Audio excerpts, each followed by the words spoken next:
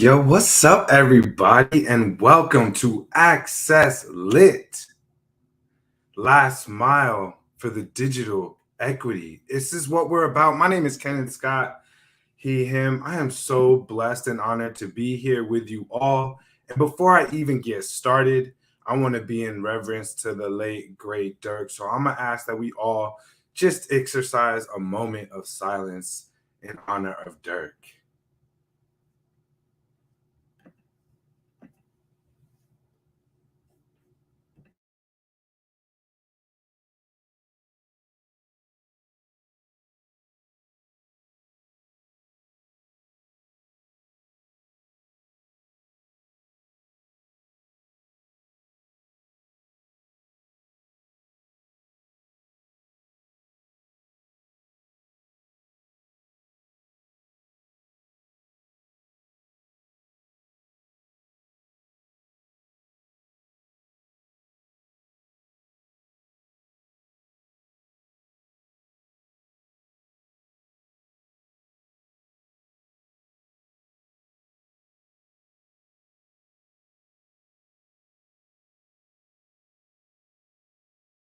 Shout out to the team at Ledbetter. I cannot thank you so much for this moment, y'all. I am so happy. I can't tell you how excited I am that I ain't even messing around with mutes and stuff and getting all crazy, staring at Dirk's face and getting emotional and just realizing the magnitude of what's happening right now in this moment. Really bringing you guys Access Lit. Last Mile for Digital Equity is a process and a project that we've been working on since months after Dirk's passing. And before I even get into what Access Lit is all about and what you are all here joining for, I'm going to first just introduce myself because many of you don't know. And for those who are watching live and those who are watching post live in the recording, my name is Kennan Scott, he, him. I'm the vice president of Bitwise Industries, Oakland.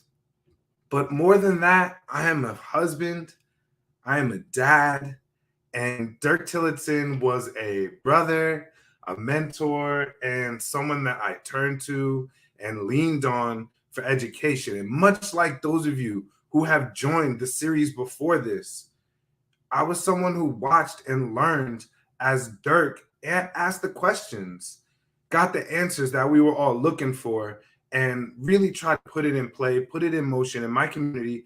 I am an Oakland resident. I'm a Brooklyn native. So much like Dirk, I'm a New York transplant over here in Oakland, trying to make a difference in a community that feels so familiar. I've been here for 20 years. Like I said, I am a dad of two. I'm a husband. I was an educator at West Oakland Middle School. Shout out to WOMS for 6 years, where I brought computer science and engineering to 6th through 12th graders. It was there literally that I found myself. I had been a civil engineer prior. I moved out to Oakland because I, as a nerd that I am, I love, and I kid you not, I love automated transit. And I know it sounds normal now for us to talk about like automated transit, but when I graduated from Northeastern in Boston with my civil engineering degree, there were two systems, transit systems, full citywide systems that were operating, that were automated or had the potential to be automated. And one of them is BART. And so I landed myself over here because I wanted to work for BART and I wanted to understand how is it that we have a system built in 1978 designed to be automated, but yet we're too afraid to actually let it be a part of what we use and how we go about how we work and how we give people opportunity to access downtowns. And wait, seems like a lot that we're going to talk about. Education, digital infrastructure, been in place. Why is it that we're not bridging the gap? Why is it that students at West Oakland only see two career choices in front of them? They never see computer science. They never see engineering. They never see doctors and lawyers, really, that look like them, speak like them, talk like them, have similar backgrounds, can walk the walk, and be in the spaces like they're in those spaces. And so I'm an upstreamist. I went to West Oakland Middle to try to figure out why that was a problem. And much like Dirk, I'm trying to understand why it is that we're here at this crucial juncture, right? where broadband access and the access to internet is almost there. And we'll talk about announcements and all the news that came out just this week. How can we make sure as a community, and I heard it in the show, I think it was episode 6, from the hood to the holler, from the crib to the cuddies, how can we make sure that people are taking advantage of all that is being released, all the money, the federal funding, the movements, the grassroots, people on the ground, trying to make sure that everyone who needs it has access to the digital tools that are necessary in this new digital economy? Hear these words. It's time that we take the knowledge that was shared in access denied in 2020, when it was clear that we didn't have it at all. And how are we going to band together as a community to bring the infrastructure needs to the people who needed it the most in this critical moment, in the face of a pandemic, virtual learning, and all that it brought with it, all the revelations that people suddenly had. We took it from there to granting access into those people's hands. And so I'm going to bring back guests who helped us get to that second phase of where it was really there. There's spaces where the line has been laid by horse-drawn carriage. What's happening now? What are we doing to make sure that from the corners of every neighborhood, this is lit? Broadband is lit up and the access to the digital economy is set. And now we're putting in place the real major pieces to make sure that is accessible. So without further ado, let me get into a little bit of logistics, y'all. So that's me, Kennan Scott, he, him. Yes, you see it right there, trying to make sure I represent. But this is Access Lit, last mile for digital equity. And really, that's where we are. We at a critical juncture. And so from here on out, starting next week, actually, so don't worry about the little time change. I wanted to make sure I jumped in on a Friday the 13th. Lucky day for me. I was born on a Friday 13th, just to put it out there. Shout outs to moms. Always respects to moms. We are at this critical part. So every 2 weeks, starting next week, May 20th, I'm going to be back here live Fridays at noon every 2 weeks. So every other week, here live Friday, however you watch, whether you're on Facebook checking in, whether you are on Twitter streaming us with StreamYard, or you are on YouTube peeping game, I'm going to be here trying to hold down the fort, trying to get it to the people, answer the questions, ask the questions, get the knowledge at the same time. Because this episode is called From Watching to Leading. And if you've been a part of the Access Denied, Access Granted, and now, I love to say it, Access Lit movement, then you've gathered a bunch of knowledge. I was there with you. I watched those shows. I got the chance to sit in with some incredible folks, Dr. Allison Scott from the K-Port Center, and actually talk about our role in making sure that the tech economy was looking good, making sure that we were creating off-ramps for people to be able to access those jobs. So I got a chance to be engaged in an episode, interviewed by Dirk, but I watched and I learned. And I know we're at a good spot, and it's time for a lot of us. So shout outs to all the Sobio community. Shout outs to the Sobia community, right? I see y'all. I know y'all is out there. I'm giving you love. Shout outs to my Ledbetter and Grade School Voices people. We've all been learning together, reading the blogs, celebrating the wins, and challenging the wins to get greater.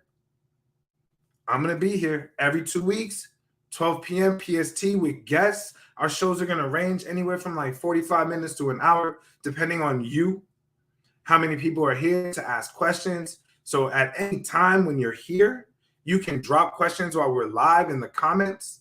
And in the comments, it'll show up and I'll be able to answer those questions directly. So, check 1212. If you're out there right now, you can feel free to test this out and drop a question in the comments on whatever platform you're checking us out in. And I'll be able to answer those questions and ask those questions of our guests. We're going to be giving you guests that run the whole gamut of bringing this last bit, this little last run, straight to the doorstep, straight to the scoop, straight to the people that need it, deserve it, and are ready to take this digital opportunity and run with it. And so, once again, shout out to everybody tuning in on Facebook, everybody's checking me out on YouTube and Twitter. I'm going to intro you guys to a little bit of the framework for how I'm going to run this show, because there's going to be guests. And next week, we're going to start off with an amazing group, talented group representing Oakland Undivided. So shout outs to Oakland Undivided. Thank you for being one of the last groups that Dirk was able to interview. And you come on and be one of the first groups that I bring back. Thank you, Jeff. Appreciate you as always, family. I do get to see the comments, so testing 1, 2. It does come through the comments on YouTube. Most appreciated. I love all the props, and I love the appreciation for the work that we are doing right now to carry on this torch and keep the legacy. So we'll have David Silver and Patrick Messick coming back for you all on May 20th at 12. So they represent the actual like local infrastructure. How do we get the city engaged with the community? And now we're seeing with announcements, ISPs and internet service providers at large all together to get this groundswell of information so people can access fully the internet. But I'm going to bring you these guests based on a little framework, and a shout out as always to people who I've listened to. You get a glimpse of the folks that I try to follow on Twitter, but that I listen to, I get to be in meetings with, and I get to really sit down and learn from when they're speaking. And one of those people I'm going to talk about right now, one of those people that I'm really, really stoked to take the knowledge that they dropped and bring it to the forefront is Heather Mills at the CTC. And Heather Mills introduced me to a concept that I think really speaks to a lot of what me and Dirk used to talk about. A lot of where the conversations were headed, a lot of where we need to be reframing the conversation now. And it's this idea of digital opportunity. And before I go even further, let me bring that back. Because even just speaking up the name, right, in this forum, with this breath that I have, to be able to say Dirk's name and be able to be smiling and saying I'm picking up the torch and I'm holding the mantle, y'all got to understand like how Dirk and I met. You got to understand like some of the conversations Dirk and I were having. So I'm going to bring it a little bit back from where I started in the intro and just say that like at the time that Dirk and I met, I was this teacher, young, new into the game teacher at West Oakland Middle School. And I ultimately was trying to find my way with creating culturally relevant pedagogy. And anyone who knows me knows like I'm cringeworthy at the word pedagogy, but that is the word, right? I'm trying to make curriculum that speaks to the youth in the hood so that they feel empowered, so that they feel ready to take this knowledge and use it. Much like Brother Dirk was giving us the knowledge on how we should choose schools, or what a great school should look like, or what are the policies that should be in place, or what are some of the pain points that should be addressed and enlightened so that we're not hiding from them, so that we can make actual progress, so we can make it understandable to the folks, bring it to the people so they can voice their opinion in a way that is informed so they can make the decisions to be part of the process and make that change. I was doing the same thing in my classroom when I ran into Dirk. At the time, I was shopping around this idea of a progressive middle school called Coded Academy. This idea was an integrated framework where students learn computer science throughout their entire day. So it wasn't locked in a 45-minute class where you talk this language of computer science, but instead you talk computer science all day long. When you're in art class, the design principles of art are very similar to the design principles of engineering. Why are we translating them into multiple languages? Let's use one language. When I'm in an English class, if I want to showcase my learning on the hero's journey, what better way to do it than creating a video game character and putting them in a scene and bringing that to life so that we can see what the hero's up against, see the enemies, see the battle, get engaged, and learn as we play, as we engage, as we watch. This is where students are. This is how students learn. We need to adapt. So my school was all based on adapting the learning to meet the students, but in this language of computer science. So Dirk and I a lot of times would talk about our passion for bringing nuanced changes to the math curriculum. so that students could get access to algebra before they left middle school? How do you accelerate a student's growth when they're coming from behind already? And that's a challenge we have in Oakland. As I said, I'm rooted in Oakland. I know the challenges that are here. So Dirk and I would sit and we would talk and we would agree and disagree and we would really just dream big. And he would always push me. And so I think as I get into this next phase and hosting Access Lit for all of you, which I'm telling y'all, I am hyped for. I'm also retrospective, right? And I'm thinking about Dirk and how he told me to push my voice forward. He was always explaining to me the value of writing, adding to the Graceful Voices blog post, or creating my own forum for expressing my truth or my end of what I think was necessary and bringing guests on to talk about it. And so as I intro you guys to this Access Lit digital opportunity framework, I'm thinking about Dirk. And I'm thinking about how it's in him that I have this energy to go forward and bring this all to you. So shout out to Dirk always. We're going to never stop doing that. Like, rest in peace for sure. But shout outs for the eternal wisdom that finds its way bubbling up, bringing you to the next point and catalyzing you to make change. Because I know I'm feeling it right now in front of all of you live, and those of you watching afterwards. I hope you feel the energy and the juice that's flowing through me, because it really is a manifestation of the love for my brother who was gone too soon, but had a message that needs to keep going. So I invite all of you in your towns, in your prospective areas, connect. Let's keep this message moving. And how are we going to frame it? Around this idea of digital opportunity. Shout outs once again to Heather Mills. So digital opportunity is a way to look at digital equity, but in a new light. And it frames it around 3 A's, which I love. I love when something can have an alliteration that has one letter, and it makes it easy to kind of remember. But I'm going to bring it back every now and then, because I know I challenged myself to remember it. But the 3 A's of digital opportunity, as it was told to me, are availability, affordability, and accessibility. So I'll say that one more again. Availability, affordability, and accessibility. So you might be thinking, what does that mean? What does that have to do with?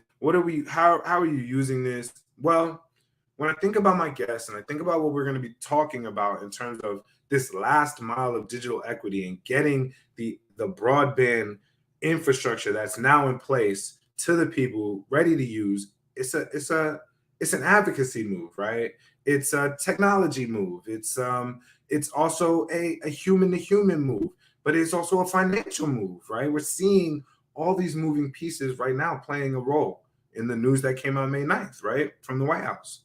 So availability is the infrastructure, straight up and down, right to the bottom line. And I'm talking to my folks in rural areas, right? What are the challenges to getting infrastructure into your area? How are we making sure that cable is laid underground, above ground? How is it done in a culturally responsive way? I think that's something that when I broke it down earlier, that we have folks laying down cable underground in a horse-drawn carriage just because it's culturally responsive to the people in that area. That's how they do technology, right?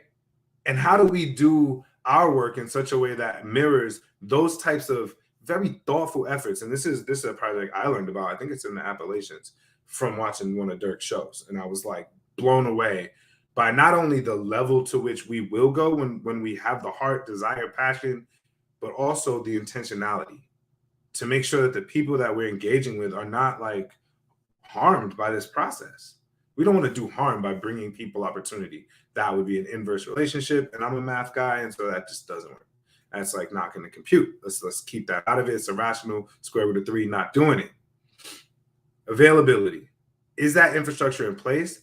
And when you look at FTC maps, and we will do that together, is it in place in the places that need it most?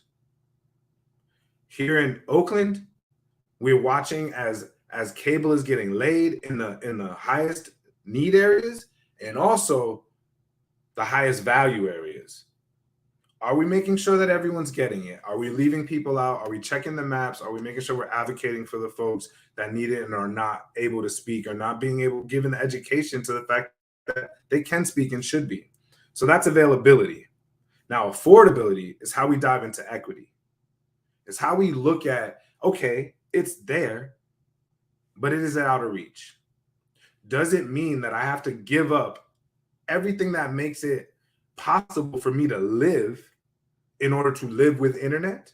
Because that would make no sense also, right? If I have to look at offsetting my rent and downsizing my actual living quarters so that I can have affordable internet, or I have to take up a second job, which means I'm not around. I don't have that human time that is necessary, whether it be for my family, my pets, my others, my peoples. However, I fill my time and fill my spirit. If I don't have time for that because I need internet so I can telecommute, or so I can do telehealth, or so I can actually like engage in the world that we know it right now and the digital opportunities that exist economically, if it's not affordable, it's not equitable, and I'm not trying to talk about it. I'm gonna be 100% honest. Dirk was always pushing for universal free broadband. Universal free broadband. How close can we get to free? I'm pushing for equity because equity looks like free to me, because I know free I'll show up for no matter what. Like, let's talk about it. What is it? It's free? All right, I'm more likely to be there. How close can we get it to free? And what does it mean to make it affordable is the second A. And the last one is accessibility, which I think is a nice broad term because it allows us to now bring in a whole set. I don't want to say cast of characters because it is literally a whole new set of stakeholders in making sure that we don't have blind spots into what makes this technology inaccessible. I'll say that one more time. By having accessibility as a framework for what we call digital opportunity, we are opening up the doors to a lot of stakeholders, people who care, who are invested, who want to be invested and want to reap the benefits of this digital economy. When we bring more jobs into our communities, into our states, into our jurisdictions and nation, we bring more revenue, we bring more resources, and we bring the ability to actually grow our overall economy. And that's what we need to be doing, is looking at how do we take those 25 new startups in our local area, let's just call them BIPOC women startups that are now employing one person, and how do we accelerate their growth, leave them anchored in Oakland, and accelerate their growth so they can hire another person, because that becomes 4 jobs, 6 jobs, 20 jobs, 100 jobs, a million jobs. And that's what we're looking to do. So when we're looking at accessibility, we're looking at tools.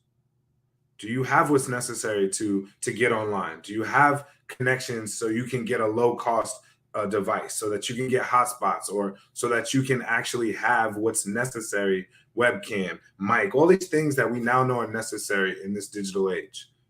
Do you have that device? Do you have the tools? And do you have education? And this is where I really, as a former teacher in OUSD, as someone who right now works very closely with workforce development and what it means to like create spaces for people to learn so that they can choose which part of this digital economy or this tech industry that is so prevalent in the Bay Area, what part of it they want to engage in. This education starts at the very beginning. And I think we've seen tremendous work done at the very beginning. When I have this computer, what does it mean to log in? What does it mean to access my health records? What does it mean to get to that link in order to talk to my healthcare provider? What does it mean to have this space set up properly so that my student can learn? We've already tackled some of those bases, and we're looking at what does it take to take the education even further. And right now, and I'll talk now about why the time is now. Like, why am I doing this? Why is it the right moment? Why does it feel so much like we are at the point where we can make it happen when we come together? Is a lot to do with what we just heard from the White House on May 9th. We are now beginning to bridge the gap between private and public partnerships in such a way that we are really putting the human first. Our citizens, the people that we are trying to bring this digital opportunity to, we are now really focusing both sides of the coin. And I like, in my mind, I hear Dirk ranting about Comcast.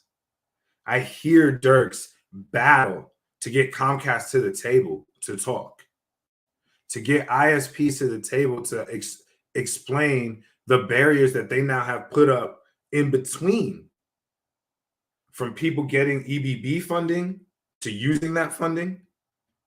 We had barriers that I feel like at this moment, with those 20 providers that signed on through the White House program and the Affordable Connectivity Program, we have the opportunity now to expand that list, to push the education out to all the people through call centers, through flyers, through door-to-door campaigns in multiple languages, so people understand what it means to be able to get, potentially, depending on your area, up to a gig, up and down, symmetrical, for almost free. $9.99 in my area, right? What does it mean to have a minimum of 100 megabytes per second, which we'll talk about? But I got my feelings on whether that's actually adequate or not. But we'll get there when we have folks from the FTC come in and we have folks who really can dial in what is necessary on the technical end. But how do we get this information out to folks? How do we let everybody know in a way that's comfortable, respectful, and honors the culture that's theirs, and the people that are already in place doing the work? So we're going to have folks in that represent on accessibility, the side that is grassroots, right? People that are actually making those calls, that are doing the door-to-door work to make sure that all these, and it was EBB, now ACP, these different programs, federal programs, these dollars that are being allocated for the people, how are we making sure they get the message? And who's delivering that message? Let's talk to them. How can we accelerate what you're doing? How can we learn from the work that you're doing on the ground so we can do it at a national level? Where are the places where adoption rates have been through the roof? New Mexico comes to mind in my humble opinion. I've seen work in New Mexico where it's actually been working. People are utilizing the programs federally that allow for dollars. And I think that's the real key. These are dollars given to you to get yourself to a place where you can access broadband and potentially a gig up and down, which, Dirk, we're going to get there. I swear it. We're going to keep it moving. We're going to keep powering towards getting free, universal, symmetrical, gig up and gig down broadband speed to everybody, because we know future forward, that's what we're going to need. It may be cool what we got now, and we're gonna take what we got now, we're gonna love on it, and we're gonna promote it to the people, and we know where we gotta go, we know where we have to head to. So every 2 weeks, starting next Friday, May 20th, with our amazing hosts representing Oakland Undivided, David Silver and Patrick Messick, we're gonna talk about all of these pieces through this digital opportunity framework of availability, affordability, and accessibility here on Access Lit, y'all. And I am so proud, so honored to be your host. I am so excited to keep this message moving and to keep the work that Dirk started with Access Denied and Access Granted flowing. And every 2 weeks, I will be here with this energy and this spirit to keep pushing the knowledge to you all. So I hope you join on whatever platform you're looking at this through, whether it be Facebook or YouTube, or you're checking us out on Twitter. I thank you. Much props to Ledbetter. Y'all are the ones powering this engine, and you're really powering and empowering me to be able to take this step. I kind of sidestepped a lot before making the plunge into this new world of live broadcast. This is not something I've ever really done. I don't normally engage like this, and I do see the point of stepping into leadership. So I hope this idea of from watching to leading resonates with you. If it does, subscribe at Ledbetter. So ring that bell, right? That's what we're supposed to do. This YouTube people, we got to say, ring that bell so you get notifications. So when I'm live, when it's coming up. When we have an episode scheduled, you get to see that episode is coming up. So that's on the YouTube channel for Ledbetter. Props to Ledbetter. See him up in the corner right there. I am so fortunate to be here to bring this message to you. I will have guests. These shows will generally run from 45 minutes to an hour. Today's a light one because it's an intro. And I wanted to make sure you all understood who I am, why I'm so passionate about this work, and why I'm so passionate about keeping the message that Dirk started moving forward with you all and into the homes, from the hood to the holla, from the crib to the cuddies. We're going to make sure that everybody knows this broadband's coming out for free, and we're going to make sure it's available to everyone. This digital economy that says that you have to be plugged into the internet, this digital economy that says that there's so much opportunity for learning, for work from home, for empowering yourself to take that next step to be more economically viable in the place where you stay so you can stay in the place where you live. It's there. We're going to tap into it. We're going to do it together as a community, the way Dirk would have wanted. And I'm so honored. Kennan Scott, your host, so honored to be able to bring this to you every 2 weeks live at noon PST. So do tell a friend, do subscribe, do check me out, do follow us on Twitter, Facebook, everywhere, all the places. Do the thing so that I can see you back here May 20th when I got David Silver and Patrick Messick representing Oakland Undivided coming to tell you a big update. I'm not lying. When they last graced the show with access granted, they were talking about being there, ready, like I said, to take the next step. Well, they have.